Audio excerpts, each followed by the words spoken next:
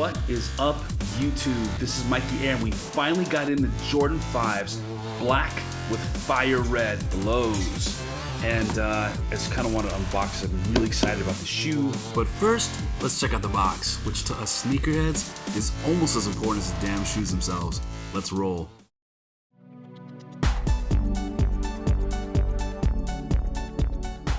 Okay, so before we begin, I just want to let everybody know that I get all of my shoes directly from Nike.com, Reebok.com, and Adidas.com. You will never see fakes on this show unless I specify otherwise, unless we're comparing the shoes to fakes, which I don't tend to do a lot of those videos. But guys, let's look at the box. So, as you can see, the box is pretty much the same as any other Jordan 5 box. There's really nothing special about it. I would have really liked to see, you know, the fact that they're changing the colorways on these fire reds. I'd like to see, you know, maybe the sticker was all black and red, and maybe the speckles were all black and red, or red and black, and whichever way, just to change it up a little bit so it's not the same boring box to me. If you're gonna pay $175 for shoes, let's get a nice box. Let's get something that really wows people. Maybe some snake skin at the top, you know, with like a holographic or a foil Jumpman on the front. That would kick ass. So, other than that, the box is pretty much the same box that Nike's been using for years now. One thing I did notice that kind of bothered me is, as Jordan fans, we love our boxes. And when we get boxes that are imperfect, or they're busted, or they're ripped, or they're torn, or they have a big fat crunch on the side right there, you know, it kind of just takes away from the overall experience of purchasing a shoe. And these came from Nike directly. So for me, that was very disappointing, Nike. The shipping, just, you guys have given me fantastic shoe boxes before. My LeBron's 13s came here in really nice condition. These, not so much. So Nike, you gotta step up your game. We need better boxes than this. They need to be padded better in the box that you send them in, so when we get them, they are damn near perfect. 175 bucks, box should be nearly perfect. Okay, enough about the box. Let's get to the shoes.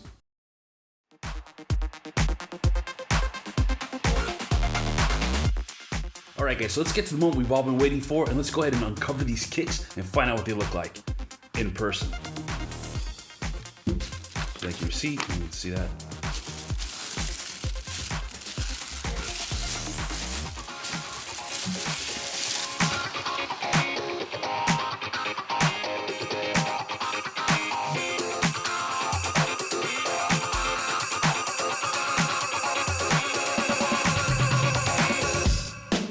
So now we've taken the shoes out of the box, let's go and discuss some of the features on these shoes. So we now have a black solid netting and a transparent red rubber outsole. And the cool thing about this is that you don't have to worry about it yellowing anymore. So you can now put this up, if you're a collector, you can now put this up on your shelf, and you can store it for years, and you don't have to worry about that nasty yellowing. So this is gonna keep its resale value, and I think that is beautiful. All right, guys, so let's go ahead and discuss the leather on this thing. So Nike claims that this is an actual leather upper. And when I first took the shoe out of the box, it really felt like plastic, almost like a pleather, like felt. If this is leather, it's kind of like one of those dry leathers, and it's a little chalky. So it's really not the finest leather that Nike could have used. The original 5s that came back out in 1990 used a nice premium leather. You could normally see the pores in those shoes, and it was nice to the touch. It was very smooth, it was very soft. These, not so much. Okay guys, one more thing I wanted to go over about the leather is that it is a dust and fingerprint magnet.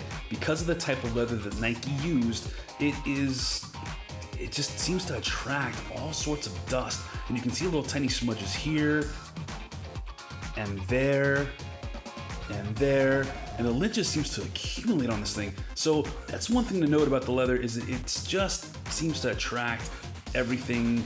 And because it's black, you can really see little white lint heads all over the place. You see that unevenness in the black pattern there? Those are fingerprint smudges, and that's just for me handling the shoes. All right, guys, enough about the leather. You obviously know my thoughts on it. Let's go on to something which I think is slightly more important than the aesthetics of the shoe, and that is the overall comfortability. What I want to say about the shoe is that this shoe is very, very hard.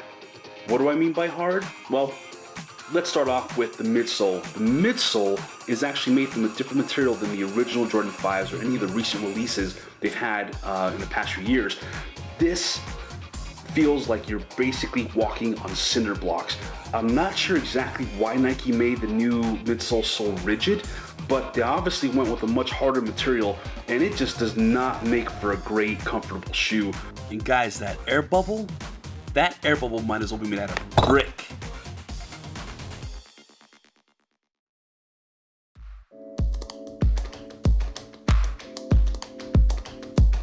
Okay guys, so to wrap up this review, I want to touch on some last minute points. The original Jordan 5s were a work of art and an all-out ergonomic masterpiece of engineering for its time. It was comfortably soft on the feet, and they turned heads back in 1990, as they still do today. This new Jordan 5 Low, although missing its upper high top part, is still a dope looker, especially in its black and all ice red outsole colorway. Make no mistake, even with my criticism of the quality of leather, this shoe will still turn heads, I promise. But with that said, these kicks are nothing like their original predecessor. It seriously lacks in the comfort department what the original Jordan 5 had perfected back in 1990. With their softer midsoles and cushy air chamber technology at the time, I remember buying the original white and black Jordan 5s back in 1990 from Copeland Sports in San Francisco, a week after they came out, and I remember the feeling of putting those futuristic shoes on for the first time, and my feet had finally found their soulmates.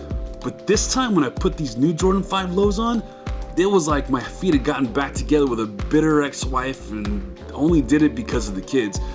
I'm not sure why Nike decided to go with a harder outsole that pretty much renders the air units inside useless.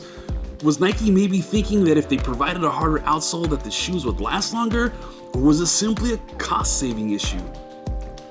Either way, at $175, cutting corners just sounds really irresponsible on Nike's side, especially when the quality of the leather has already been compromised compared to the originals.